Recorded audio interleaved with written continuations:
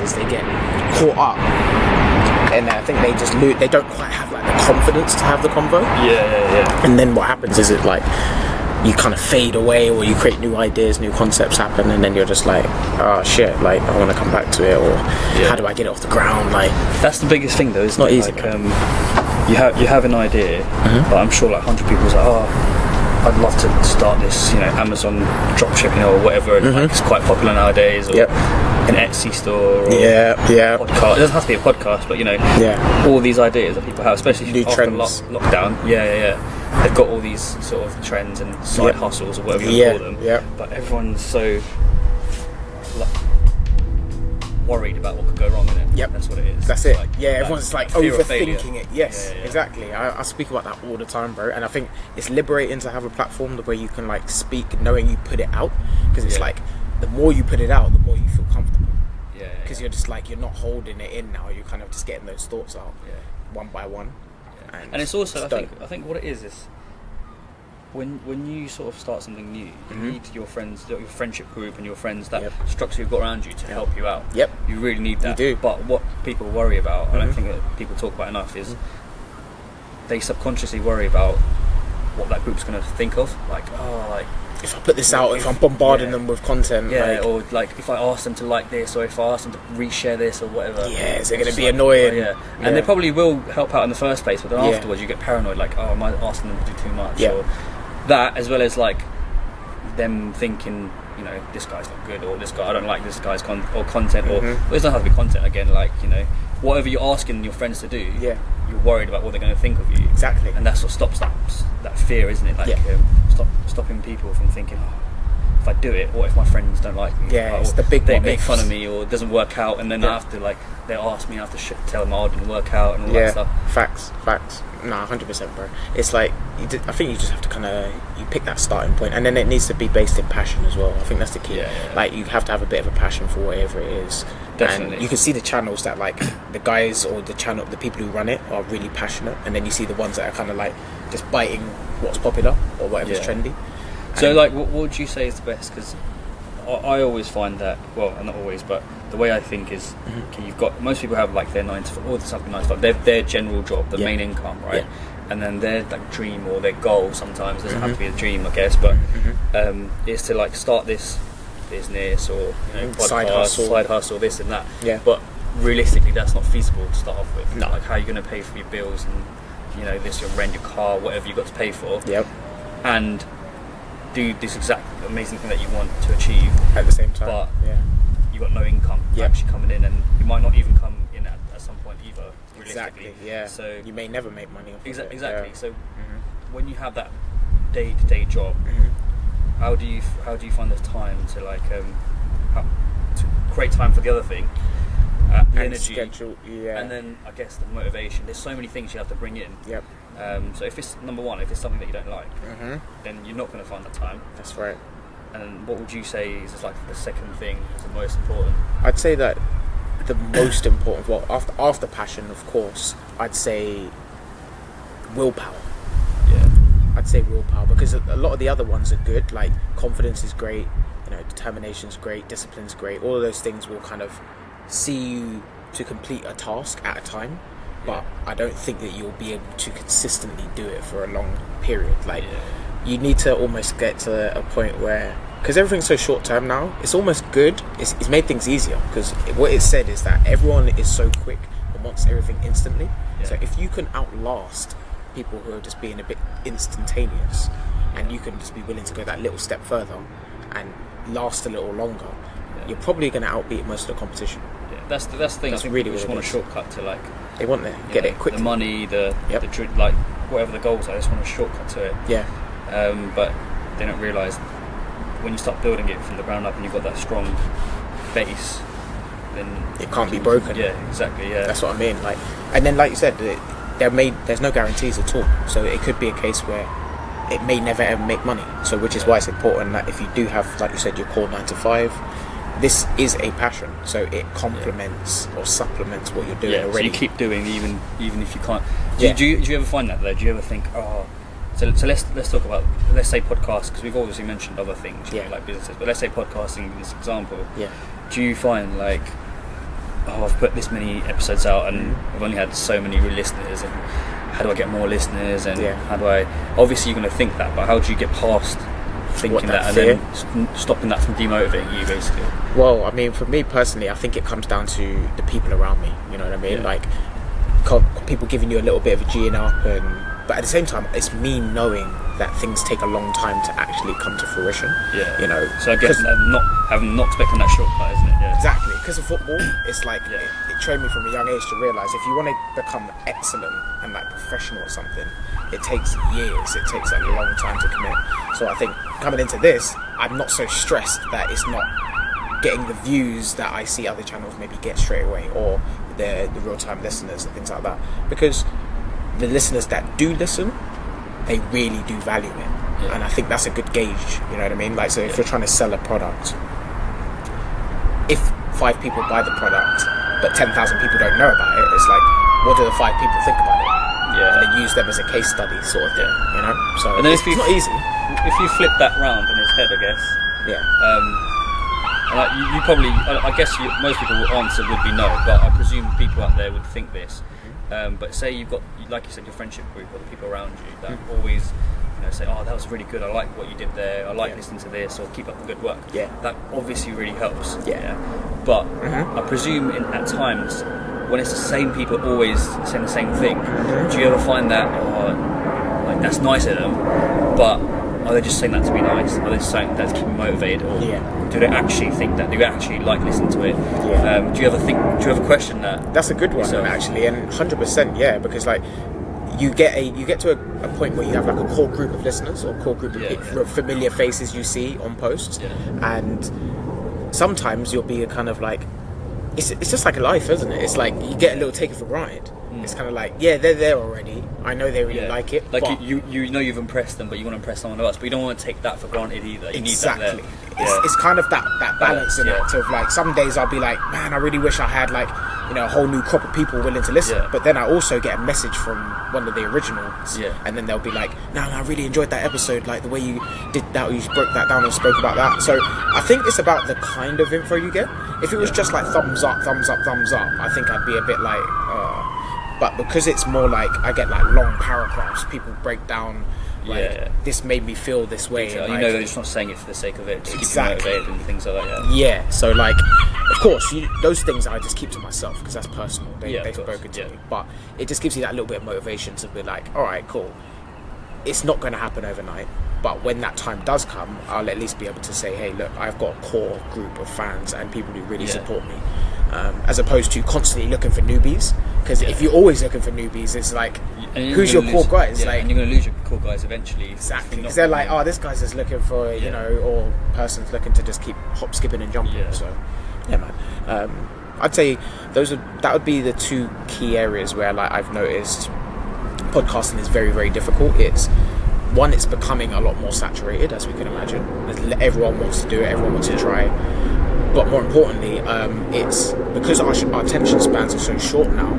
Like, a lot of people don't really want to engage in long-term content. Like, that's why I've made an effort to make my episodes longer. So a lot of people are talking about shortening episodes and doing 10-minute, 20-minute episodes, and I kind of went against the grain a little bit, partly as an experiment, but also just to kind of push that narrative of, hey, like, there may be a lesser of an audience right now, but it's a loyal audience. But it's a loyal audience, and then down the ways, I can taper that and I can tweak it. But I'd much rather be able to say, I'm doing long form content. I'm willing to have long conversations that would go into the depth of who people are, as opposed to, let's just talk about what you've been up to.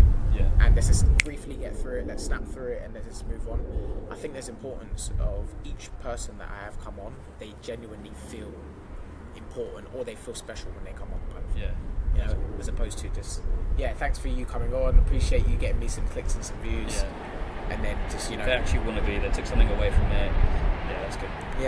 So if you like strip it back, say someone's watching and it's like, or they're like, I've got this really good idea for a podcast. What would you say they start doing first? Because as you know, I've been trying to start my own podcast, and I've had the idea for a while, but from experience, you get stuck in this circle of like, if I create like a list of ideas for my next 10 episodes, all right, and then I create a list of people that I want on these episodes to be a guest on, and then I buy the hardware, and then I start filming. But like, where do you start? Because it's a circle, and you think if I start asking someone and I haven't got the hardware, then it's going to look unprofessional, or whatever it might look like. Or if I buy all the hardware, and then I don't know what I'm doing yet, and I don't want to get into it, I've spent hundreds of pounds on something I probably don't even know how to use yet. And all these, like, obviously I've just mentioned 3 things there, there's probably like 10 things or way more. Yeah, of course. What would you say this person's come up to you right out of the blue and been like, okay, how do I start? Which point did you start, or which point would you say you should start? That's a great one, man. Like, I think that first things first, you have to, as I always like to do, I always like to pay attention to what that person is doing. So I try to find out what that individual is passionate about, whatever their platform or their channel is going to be. Because once you can kind of identify what they're going to conversate or speak about, then you'd be surprised that there's so many people out there that work in that same field who'd be willing to give you an extra hand. Whether that's provide a location, whether that's give you access to certain bits of equipment, or even just know people that can push you in your direction. So what I would say is, like, I'd get out a notepad. So I would put down a list of requirements and in terms of importance. So you have to decide what type of podcast you want to do first, which I think a lot of people, they kind of fall in between the middle. It's like they kind of want to get that Spotify crowd and the audio listeners, but they also want to have a visual element to it because they see Joe Rogan and they see all these other ones. So it's like, I think what you got to do is you got to isolate what the core is for you. For me, it's storytelling. So I knew it was about getting people on to tell their story about who they are. So the environment and the location mattered. So I couldn't just pop it up in my bedroom and then be asking these guys to come through and expect to take me seriously. Of course. So I knew my investments were going to be in the location I needed to find and the audio. So those are the main 2 things for anyone who wants to start up a podcast or who's looking to. A good audio mic doesn't have to be overly expensive. It could be over under £100 or 100 of whatever your currency is. But just something that's modest. I went for a studio compressor, which basically just, long story short, just kind of like takes a lot of the scratchy, high pitch, high tone, tinny kind of sounds out and just makes it sound a little bit more smooth. So that was one. And then, honestly, a lot of people, it's not even like a secret anymore, that a lot of people do film their content on their mobile phones now. You know, the new iPhones and new mobile phones in general, they film so really well. Good quality now. They're really good, man. Like, I come from a photography background, so I'm really a stickler for details when it comes to pixels and all of that sort of thing. But honestly, for when it comes to portability and efficiency, you really can't beat a lot of the modern smartphones now. It has everything you pretty much need. It may not be at Hasselblad or Leica level, but it will still provide you a high quality to the point where the average listener or average watcher won't tell the difference. So I kind of weighed up things and I said, okay, I need to find a good location. So, you know, shout out to Tony from Tone's Coffee Shop. I reached out to him. I used to play football. You know, remember back in the day, Tony Thompson. He had a coffee shop in Wickham, and he kind of gave me an access and said, yeah, man, you can film it here. So that was like a little check. Okay, cool. I've got a location somewhere I can film. That's going to look good. Then I went out and looked, and I got this microphone. And it wasn't overly expensive, and it's a plug and play, even better. So it just, you don't have to learn the intrinsic parts about being a sound designer or an engineer, what's or the frequency of what's the frequencies and all of that. Like, honestly, like, let that be for somebody who's passionate about it, and hopefully the work that you do will inspire somebody like that to come and work with you. That's really the kind of only way you can look at it, because you're not making money off of it. So you have to inspire people to be willing to say, hey, okay, if I'm not making money off of this, I better get something out of this. So I make an effort that when people come, they see a good environment. I'm a good host. I think about basic refreshments. And then for the content itself, keeping it very simple, using my phone, having a few hard drives, of course, to back up info, and then just a good microphone. And because of my eye, I'm a little luckier because I have that visual background. So I try to plan and organise how things are going to look and make it look presentable. So yeah, man, I'd say those are for anyone who's looking to start, most important is to kind of get out a simple little piece of paper and just write down a list of important things. 1 to you, and then 2 for what your podcast will need to get off of the ground. Yeah, that's a good point though, because the thing is, obviously, like I said, I've been trying to start my own, and you read all these blogs, like 10 steps to starting your own podcast, 10 like all these articles and blogs, and they're great, like, but they all talk about the same sort of stuff, but then they wouldn't really mention the environment. I guess, like, if your guest feels comfortable in that environment, number one, they're going to probably come back, or word of mouth, tell someone else, this is a really good podcast, so you should try and get in touch with this person. You can go and talk to them. So that's a really good point. Environment. So you get your environment sorted. Hardware. Yep. Microphone, phone, whatever you need to do, just make it work. Cool. And then the next step is, so they've got this idea, whatever the idea may be. Would you say you start backwards and be like, oh, I can imagine if you're having a guest podcast, I guess you can have solo ones and so on. Yeah. If it's like an interview format like this, I guess. Yeah. Would you say, oh, I really want these 10 people or 5 people on my podcast? What episode themes can I create for them to like want to come on there? Or you say create the list first, and then get in touch with them, say I've got this idea, I think you'd be really good for it, or a bit of both. How do you normally? I would typically, well, for me, I'm all about the planning, preparation, and I think that once you plan, you can, even if the plan fails, you can at least refer back to the plan. That's why I like to plan. It's not even so much like, oh, I enjoy planning. Like, it's more about like, I plan so that I can go back and be like, I fucked that up, or I messed that up, and that's why I think it's important. So I think what's really key is that essentially you kind of picture what your podcast, what your themes are going to be, your style, who you are as an individual. For me, I focused on who I wanted to get on the platform, because I think that's important. Like once you and when you say who, was it in your head? Did you have individual people, or did you have a type of person, or type of a group of people? It was a bit of both. But I made a list, so I made a fairly long list because I wanted to be, one, a bit more ambitious, but two, wanted to err on the side of caution in terms of knowing how the world works, cancellations. And were these people that you knew? Personally, a couple of people I knew. Yeah, majority. So do you? What about that process? I guess we can come on to this later. Yeah. That whole process of actually inviting that guest, how getting in touch. Do you find that a lot of people get in touch with you, and that helps?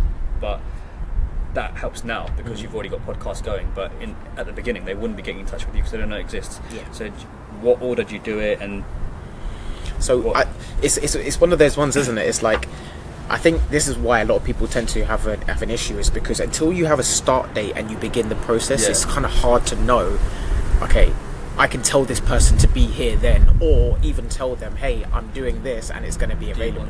But it's harder to get that second one, isn't it? 100%. So I basically just had to take the gamble, and I knew that if people are going to take me seriously, one, they need to see me actively doing it, and then two, I need to be cognitive of the people I'm reaching out to. So coming from the artistic and creative background, initially I was going to just kind of keep it really just for artists and creatives, because that was my niche, that's my area of expertise.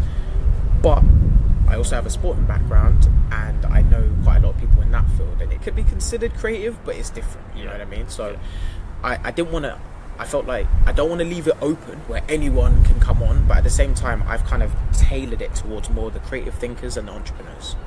Because I tend to find whatever career path they're in, they tend to think the same. So whether you could quite easily be a creative entrepreneur, own multiple businesses, have property, and think very similarly to somebody who's in sport or music. There's a lot of different things that kind of coincide with the lifestyle. You know what I mean? So yeah, man, it was really just, I think the most important thing was once I made that initial step of I'm going to do it, then I planned out, okay, these are the group of people I want to reach out to. The theme of the conversation is called After You, so it allows you to comfortably come on. It's quite simple. We're going to sit and talk about who you are as an individual, what you're passionate about, and where you see your value in the world. And via that, it's an opportunity to just teach other people that we come from certain similar places, but we've got vastly different backgrounds, and we've got so many different intricate things that happen in our lives that like sculpt us. So I thought it was important, instead of talking about it and saying networking, just having them on Instagram, I figured in order to initialize that communication and have them be a real business link or a real just connection, reach out to them in the flesh. And what I've realized is there's almost like a new layer of social media that's been unlocked through podcasting, because it's one thing to say I've got 10,000 subscribers or followers on Instagram, but then it's different to say I go on a podcast and I can reach out to 10,000 people or 1,000 people, and they'll come through and watch my live podcast, and they'll wait for your weekly or monthly, and they'll wait for my episodes to drop. That's exactly, it's like you create the interest, but you do it through, I think, that healthy balance of reaching out to people that you're inspired by, that you work with, but then also maybe reach out to a few people that you didn't know, like on season 1, like EMAC, Hercules, Hash. These were guys I'd met through other people. So naturally, as they'd seen the content come in, other people through that circle reached out and said, oh yeah, my guy, he's doing a podcast, would you be willing to do shout him out? So you're going to get some people that flake, you're going to get people that are like, oh, it's not big enough, it's not getting views, so I'll wait. But if you're passionate about it and you just kind of got that goal, set a number. And this, I would add this in as well. What was really important, what I really noticed, was that because I set, it sounds bad, but like I set an end goal of where I wanted them to finish each season. So season 1, I knew that I was going to do 25 episodes from the beginning. So whether I had to find people or do a couple solos to make it work, I was going to get to 25, and then we can establish and we can go from there. And now I kind of set that precedence. It's almost like TV, right? Like if you've got a TV show, your favorite TV show, it's got 12 episodes in one season, 15 episodes, whatever. So I really just sculpted it based around what television had already done. And that just brought it onto the online space. So it's always going to be a trial process. There's no guarantees that this is going to blow up overnight and become something amazing. But I think if you organize it properly, at least I'll be able to go back and say, hey, okay, that worked, that didn't work. And maybe if the second podcast or the third podcast I'd create, maybe ends up being the one. So and if you organise it properly, if you plan it properly, like you said, and when you do tweak things and you know where it's getting better and where it's getting worse, so like you tweak one thing and then you get all these new views and new people reaching out, and you know you've gone in the right direction, and you tweak something else and you don't get the same thing, not necessarily the right direction, so you can keep it, tailored, refining it bit by bit. Exactly. That's good. So you've got the environment, number one, then you've got the hardware, equipment. So you now have got the type of guests you want, like a little network, or plan the episodes. So what's next? Would you say obviously the common thing, like just start, right? That's obviously the common sense thing to do, and it is easy to say, and I guess it's easy enough to do, and everyone just creates excuses for themselves, don't they? But what would you say the next step that you think is really, really vitally important to make sure you don't start and then stop? Okay, so I think you kind of need that. That's a good one, actually. I think the key thing was coming into this space where I'm filming now with Podium Space, because I'm now investing. And when you're investing in something that you're not necessarily making money back off of, it really does push you to have to do things properly. You know what I mean? Question everything. Everything gets questioned, and I think it's important to give yourself a little bit of a struggle, a little bit something tough. Not that something's going to put you in financial trouble, but just something that gives you that little nudge to be like, I'm not just going to go and do that. It's like the gym, for example. You have to pay your membership, so you're paying that membership and it's coming out direct debit. You kind of want to get and you're not going. Either one of two things is going to happen. You're going to cancel or you're going to show up. So I realized that if I was going to do this, even though I'm not making money, I need to think along that wave, as if to say, okay, but the people I'm bringing on, they do make money, they are successful, they are forward thinking. They're not going to want to come to something that looks unprofessional and then share their secret sauce with me. So I figured, okay, let me invest. So I'd say after all of those things, invest in some area that puts you under a little bit of pressure. So for me, it was getting this building, or not getting the building, but coming into the building and now being like financially responsible. So if it doesn't work out, I don't have the access to the building, and now that would affect the quality of what I'm filming. So like it's almost like I've got to maintain. It's putting financial pressure on yourself, yes, but not to a stupid extent. Not to an extent where I'm going to be going broke. You're not going to be struggling, but at the same time, you're putting pressure to do the next episode, get the next idea out there, because if you don't, you're paying for nothing basically. And exactly, and it's like a big waste. No one wants to do that. That's a good incentive for most people, because it's like no one wants to waste their money. It doesn't have to be the environment. I guess it can be the hardware you might spend money on. It could be the hosting membership that you spend money on. Anything, doesn't it? Yeah, exactly. A subscription account to something where it's you could just have a mentor. You could have gone and got a mentor, and you're paying, I don't know, a couple £100 a month or something a month for them to mentor you how to do it. So it's just, I think it's those investments. It doesn't have to be money. It's unfortunate that money isn't a good motivator like that, but if you can find it in other things, that's great. And I think, so like you said, you've got that environment, and then within that environment, that creates the atmosphere for you to now create the work and the conversations, and then you extend that outward and find other people that share in it. And then I kind of think the next step from there is giving yourself a little bit of a task or a challenge that makes you be invested to the point where you've got to make it happen. And then again, don't do it blindly.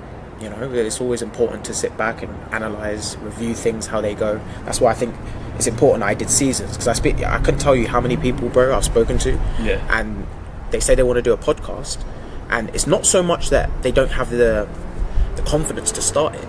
It's that they don't put a plan on how many they're going to do, where they might film it. They don't think about all of these details. They think I can just get a mic, a phone, and just film content, but they don't think about the guest that's going to come on. How many episodes are you when you get to the 5th episode and you run out of ideas, what are you going to do? What are you going to talk about now? Are you going to talk about trends? And I realised that you're either going to have two kind of real core areas. You talk about things that are trendy in your field or popular, or you talk about things that are timeless. So I wanted to focus more on the timeless stuff, because that stuff never dies.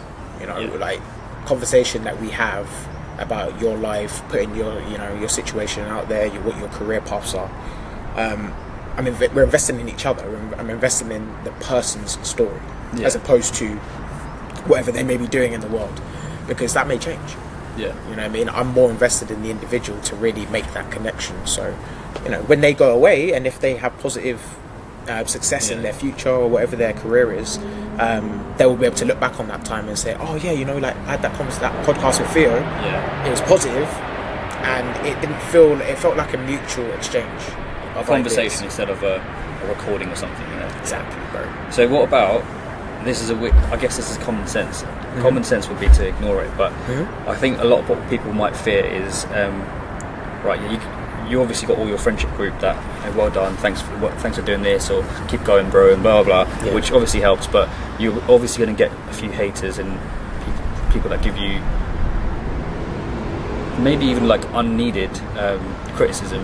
Well, I guess you can take it both. We can take it as a positive, but people that criticise everything, Karens or whatever, they're just there to like put you down. When people get that, obviously the common sense reaction is to just ignore it. But if someone that's starting a podcast, what would you say to them to say? I guess to try and get past that or overcome it in some way. Well, I guess one thing I would think is if you've done something enough that you think is the right thing to do, because you're passionate about it, because you feel strongly about it, and then you've got to a point where you've actually got a group of people that are like hating on you or whatever you want to call it. You're obviously going in the right direction. You're not going to get there with everyone loving you, because you're obviously that's not possible. It's not possible, but it's not realistic. It's not. So I guess that is one way to look at it, isn't it? If you've got a group of people that are just constantly. Sometimes people criticise you, and it's good. It's good feedback, isn't it? It's I important. Take that on board. I didn't think about that from the outside. So it's important to look at it and actually acknowledge, but some people just out there to hate, isn't it? And I guess a lot of people fear that when starting new things, not just podcasts, YouTube channels, or what they want to start. They're so worried about being in front of camera and what the comments might say about them. But I guess if you look at it in a way where I've got to a point where there's enough people taking the time to become this keyboard warrior, to write this hate about me, you've actually got somewhere that you're on your way to where you want to be, I guess. 100%, bro. 100%. Just to add on to what you're saying, it's like, or even to give a general answer, would be, I think nowadays we deal with a lot more controversy and strong opinions online. So because of the access to information and knowledge is so vast and so readily available, everyone has a very strong opinion about life, which is and a lot more people nowadays. Yeah.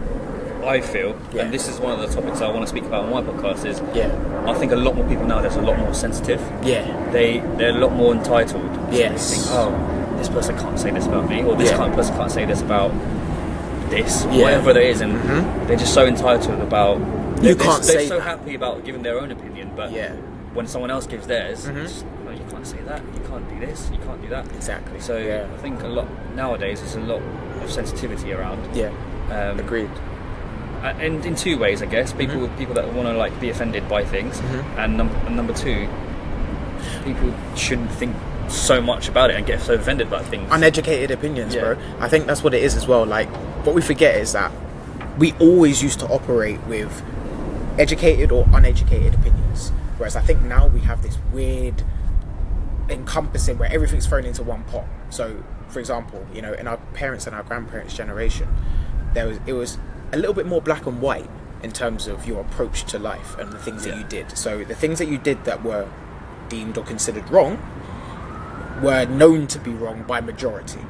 Now we have this almost like an understanding and agreeableness for things that in the past weren't accepted. So now I think what's happened is internet, Google, social media has given access for you to just pop on your phone and find out stats and facts and bits of information. But there's no context to that information. There's no, no depth, no real explanation. There's no meaning to it. It's just sometimes, 1 + 1 = 2. Or like you go into Google and you've got a little bit of a headache, so you say, why have I got a headache for 5 days? And the next thing you know, you've got 700 different diseases and things. You know what I mean? It's like there's no context to that information, and you've obviously just drank too much last night or something. Yeah, it could be anything. Could have had a party, emotions, anything could have happened. But man, it goes back to, we deal with, like you said, about the sensitivity. Everyone now, I think we're not everyone, but there's a larger group of people online that are operating through opinions and feelings before they've actually researched and they've studied things. Now, my whole process and how I was raised was, if you don't know something and you don't know enough about it, don't speak on it. That's or how ask questions about it. Or ask questions. Not give your opinion about it. Exactly. Learn about yourself. it.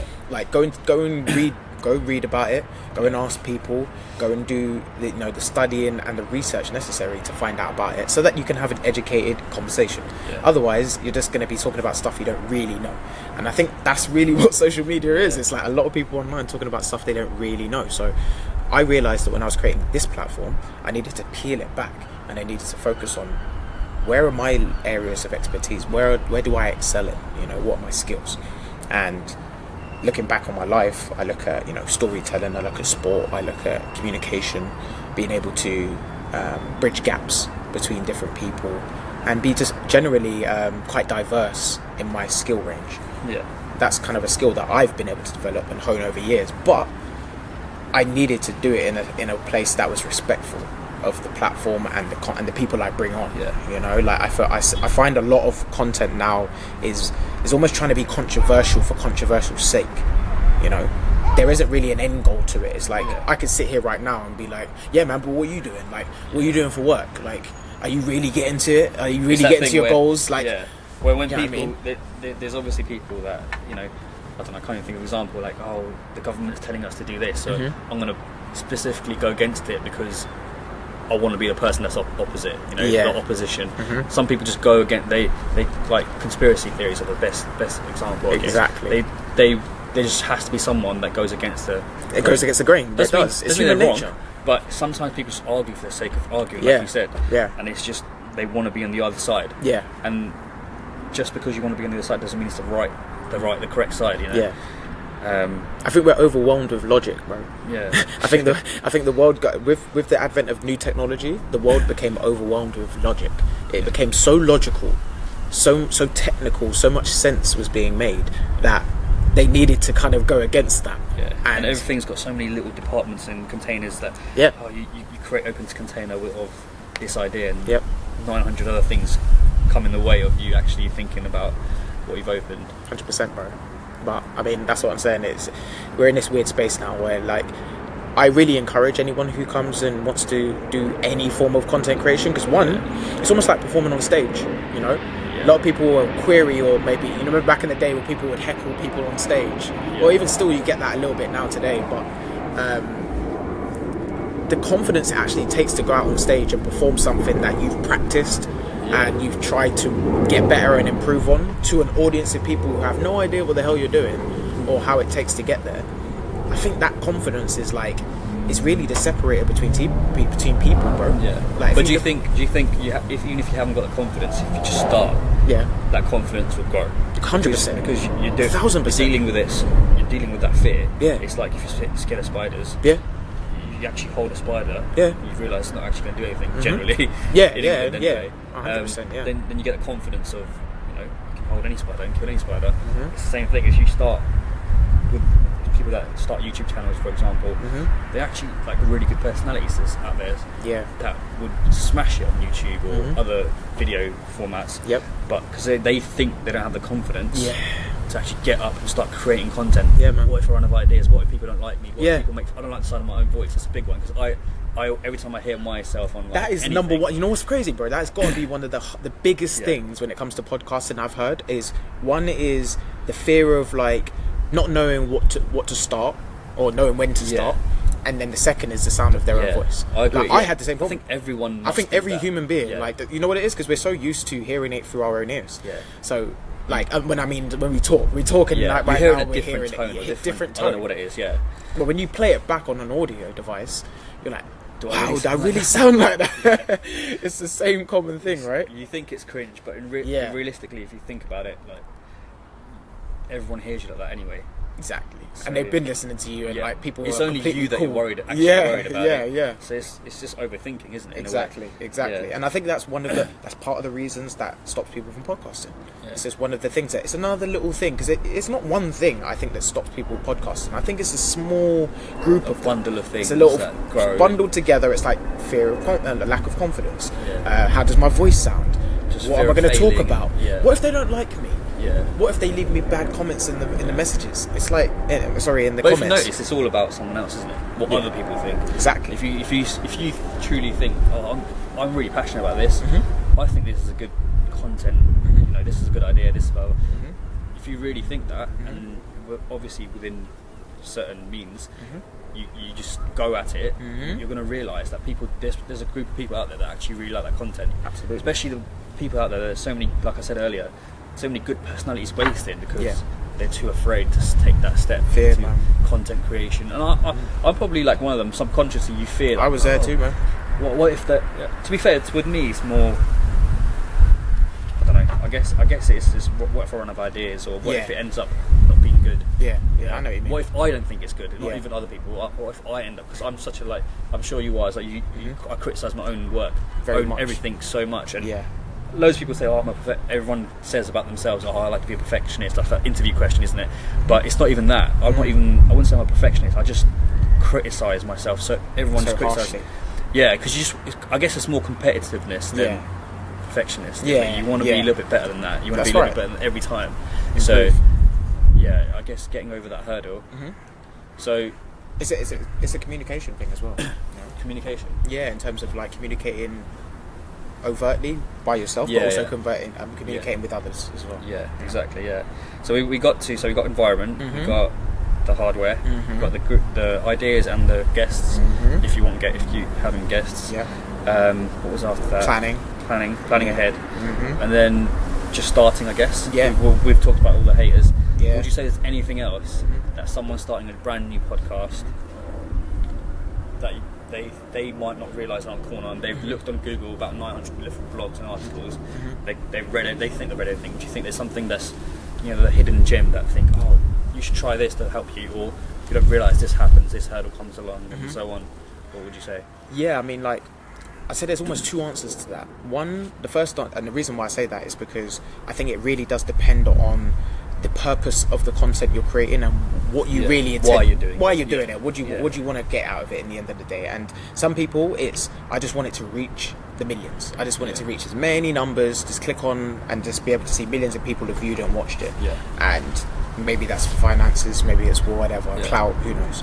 But if that's your goal and that's your focus, I would say that you should probably lean towards more topics and talking points that are a bit more on the popular side, more trendy, more in the know, because it's popular, it's current. You're going to get the traction, you're going to get people that are engaging, that are talking about them regularly. So you can literally just scour across like the timelines and like watch news headlines and just talk about news headlines, because it's always going to be in the algorithm, and it's current. So if you really want to be a stickler, I'd say, pay attention to the algorithms, pay attention to what you're talking about, see how it relates. Is it a popular thing? However, my way or my approach is a bit more of the long-term approach, which is because it's more about storytelling and it's about purpose and passion. Of course, I would like it to reach the millions and reach as many people as it could. However, I'm not aggressive in the approach of wanting to target that. I'm quite comfortable to speak about something that's off trend, that no one's talking about, that isn't popular right now, just because somebody is passionate about it. And so really, what you're saying is create specific goals. Yeah. Everyone can say, "Oh, why do you want to create this?" Oh, like you said, I want 1 million views. Is that number one realistic? It can be one day, but straight away it's not realistic. Like you said, you have to build instead of waiting for that shortcut. Yep. So a realistic goal as well as a specific goal, not just you want. So let's say 500 views. 500 views for the first five months. I don't know. I don't know if that's a good thing or not. Yeah. You want a certain amount of goals, but how are you going to get there? What time frame have you given yourself? So more specific goals, I guess, isn't it? Yes, I like that. Yeah, realistic goal and a specific goal. That's a good way of putting it, really. So that just like it consolidates everything you need, doesn't it? Because like we said at the beginning of this, like you don't want to be unrealistic and be putting content out there. This isn't necessarily making money. Yeah. So if you're pumping money in and you haven't got a job and you're not working in other places, it's a bit foolish. But if you can add this and make it supplement what you're already doing, you almost have to find the time. You have to steal the time. No one's going to give you that little few extra hours or a day off, day offs and things like that. So I think it needs to come from within first, because what happens is you tend to find that it just happens naturally. You're not forcing the issue, and it can't. I guess this can be seen as a negative thing, I guess, but realistically, it can't just be a good idea. No, you need, like you said from at the beginning, you need. I guess it was the first point. You need to be passionate about it, and then the good idea can be loads of good ideas, isn't it? You can't just be one or two good ideas. Oh, do you know what? A podcast about this would be really good. What are you going to talk about after that, or a month after, or the season after? You're not going to have a season after if it's just a good idea. Exactly. And like, are you looking to try and turn it into something else?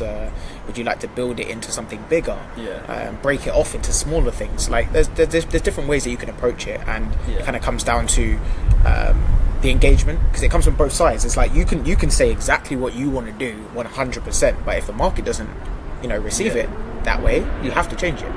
It's like whether you like it or not, you have to adapt to what the market is putting out. But as I said, that's the reason why I really like to plan and prep first, so that if it does not go the way I wanted it to, let me go back and say, okay, cool, this is why this is making it work, this one change, tweak it from there now. So that's kind of really the main core areas of where I'd say if somebody was looking to start up a pod, focus on all of those key areas: environment, location, the networking opportunities, the kind of conversation that you're going to have, thinking ahead or planning ahead of the kind of episodes, how many you want to film and shoot, and then it's almost like you're making a dish, right? And you need all the ingredients. So like if you miss out a key ingredient, you might still be able to eat it, but it's not going to taste the same. Exactly, bro. So yeah, man, that's kind of where I that's kind of where I've gotten into the game. That's the exact formula of starting a podcast. Yeah. So everyone that listens to this and actually end up in the millions of views, we want. I want to cut. Yeah, you better bring me. Yeah, you got to bring man in. But no, man, I think there's an element of humility in there as well. Like if you can hold on to that element of humility as you're succeeding and you're making money, you're doing successful things, just always maintaining that little piece of humility. Keep down to earth. It's always important, man, because your head can blow up like that. And I've seen it happen. The thing is, it blows up with people. Their heads get so big, even when they're not even doing insane You know what I mean? Like they don't have to be doing just a little crazy. bit. It's just their own mindset. It's like, oh, I'm doing so much better than I actually am. Yeah. Because they're not staying down to earth and staying like real about things. 100%. So I see so many people, especially with TikTok and things like that, that they've become these like mini celebrities. You know, not actual celebrities, but they think they're so much bigger than they actually are. And you're there thinking, you're just a regular person. Yeah, you're just a normal person who just happens to have a phone on them all the time, that's recording everything. And for some reason, a lot of the time, the people that are watching are the people that are making fun of you. You know, so it's true. People need to stay, like you said, that's a great point. You need to stay humble and stay down to earth. That's true. That's true. And then you know what will happen as well when you do that. Reason why I say do that, it's almost like a fail-safe, because when you act and operate in humility, you tend to steer away from negative energy a lot. Because people with that negative energy, they just don't feel as inclined to want to, because you're not putting out the same things that they do. You're not hateful, you're not negative, you're not, throwing shade on people and things like that. So you attract people who also think the same way as well. So we're always going to deal with, people out there that are difficult, that want to bring us down, want to throw hate. But that's why it's important that we just continue to share with people that want to see us grow, man. Definitely. Do you know what I mean? So yeah, man, I can't wait to get your pod going. Yeah, so it's going to be called Unpopular Theory. Wicked. So you can put the app on there. Wicked. And hopefully once it's started, man. Get more and more. We've got a lot, man. Yeah, as I said, I'll come on. I'll shoot you a bunch of people that I know that would be willing to jump on. This is what it's about. Like when you see somebody else, shooting over people. I do like that sort of, because any kind of content creation, you have that community, don't you? That's it. I do like that community of Me content too. creation. Yeah, I like going on someone's channel and knowing that this also is another YouTuber. It's a different world. Like the other day, I saw. I think it was like all interior design stuff, and it was such a different world. And they think of every little thing. I'm sure in everything you think of every little thing, but they go to so much detail. I'm like, oh, this is a new world to me. Like, didn't even think this existed. Yeah, and then you channel after maybe 4 or 5 guys get together and do it. So that's why I'm excited to see yours get off the ground. Yeah, man. no, we'll definitely come on there, and that'd be great. But thanks for having me on here anyway. 100%, man. Before we go, yes, beautiful people. So we have the wonderful Harris, who, for anyone that doesn't know, we went to primary school together. So long time ago now. You know what I mean? Long time ago. But this is the beautiful thing about life, man, and it's so cool to see you just kind of getting your things off the ground, man. Going to be jumping on and creating his own pod, which is more important, bro. Yeah. See what I mean? Just more expression of culture. Expression of personality and who you are. It's so important, because I think one of the main reasons I like to be doing it is I think I chat a lot. I think I chat a lot of rubbish probably, but I like to be, I like to express it in a way where I have some control of what the content and the theme is, and then I have the person I have on the podcast or a guest or whatever. I know they're going to be maybe an expert or a professional or something in that theme. So then I can even educate myself and maybe other people about it. So I like having that control of it. So it's good. Expressing yourself is good as long as you do it in the right way, and as long as you're educating yourself along the way. And podcasting is such a good way to start doing that. And I don't think people realise that, do they? They don't. YouTube I guess YouTube creation, video creation, and all that as well. But people sort of think YouTube straight away. They get scared. Oh no, don't know if there'll be a camera. Even though I think with my podcast, I probably want it to be because you started yours audio only first, didn't you? No, I did camera as well. Yeah, my first episode was camera from the beginning. Yeah, because I come from that photo background. That's what I was going to say. So I think that's the way I'd probably take it as well. And it'd be good to have you on there soon. 1000%, brother. Looking forward to it, man. But yeah, wonderful people. Thanks for tapping in. This was a slightly different type of episode where I kind of want to kill 2 birds with 1 stone sort of thing, isn't it? Like get you to kind of conversate about why podcasting is a little bit important to you. We obviously highlighted a few ways that you can get a podcast off of the ground. Not all of them, of course, but just some key ways that might help some of the people. Just ways that I don't. Because I've these I've been trying to get this done for get this started for a couple of years now. And in reality, it's just laziness in a way. If I really wanted to, I could have got it done there and then straight away. But obviously life happens and this and that and whatever excuse you want to make. But I think the biggest thing to do. No, it's fine. It happens. It happens all the time. Oh, never mind. No, it's fine. fine. But that's the beautiful thing about life. I had such a good point there. What was your question? No, because we just kind of loosely went off topic. What were we talking about? Oh, that was a good question. Yeah, no. See, thoughts come and go, man. Cut that bit out. I will. But yeah, mate, good to be on here. Yeah, thank you for coming on. Chat about it. Appreciate it. Honestly, this helps because I like. Oh, that was my point. I've read so many. Wait, let me start again. I've read so many articles. I've been trying to start it for over years and years, a couple of years now. You just think, okay, like I'll have a little read of like what equipment I need or top 10 ways to start, like I mentioned earlier. Yeah.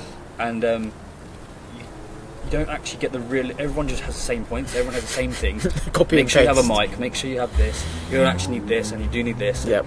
And it's sort of the same thing reworded, but when you actually talk to someone on a podcast about starting a podcast, you get to know the little bits that, oh, actually I didn't think about that, or I didn't think about the environment, or didn't think about this. You know, obviously the common sense is to have soundproof and have this. Yeah. But do you actually think about what the background looks like, or what the background sounds are? Exactly. Like, little things like that. Again, are you looking to try sense, and like are you trying to entertain your audience? Yeah. Or educate them, or inform them. Like there's different ways to like get to people, and I think with this, it's not the comedic, entertaining platform. Yeah. Because I think there's a time and a place for that. Yeah. But even for that, you need to think about your environment. You need to, like, the example we gave about the bedroom. Like, no one's. If you're really thinking of getting, this verified account on Instagram or Twitter or whatever to come to your bedroom and do a podcast, like when they haven't met you ever, and you've just sent them a message saying please come, but DM. realistically that's not going to happen. So you need to think about things like that. I'm not saying you have to go and hire out a hall or an office or anything like that, but just be creative, a little bit more comforting for the person coming on. Yeah. I mean, but a little goes a long way. What I've realised, it's not so much me going out on a limb and doing all this. This is just me personally, because I wanted to kind of make that happen. But if I was to just, even just basic things, refreshments, consider their journey, consider how far they're coming from, timeliness, the basic simple things that, you may overlook because you may come in thinking, it's a podcast, we're not making money, you're not making money, let's just make it happen. But you got to treat it almost like you're making money, because like their time is just as valuable. And that's how I treat their time like it's money. And I think that's the biggest thing. When you can do that, people will always go away and they'll be like, okay, maybe it doesn't have the views, maybe it doesn't have the attention, maybe it doesn't have the, entertainment value that you're looking for, but it has the value in terms of what you're going to learn, what you're going to take away. So that's quite a big thing as well. But nah, bro, I appreciate you for coming on, man. No, thanks for having me, honestly. Let the people know where they can find you, man. I will give you my app. It's called Unpopular Theory. So on Instagram, and then I'll give you my Instagram, which is @has13. I'm sure I'll put it up here, right here. I'll make it pop up. Looking forward to getting you on, man. It would be good to have you on there as well. Yeah, 100%, bro. Looking forward to it, man. As always. Go subscribe to my guy and keep an eye out for his upcoming pod. There's gonna be some interesting stuff, some really cool conversations, man, coming. So without further ado, catch you guys on the next episode. Peace and love.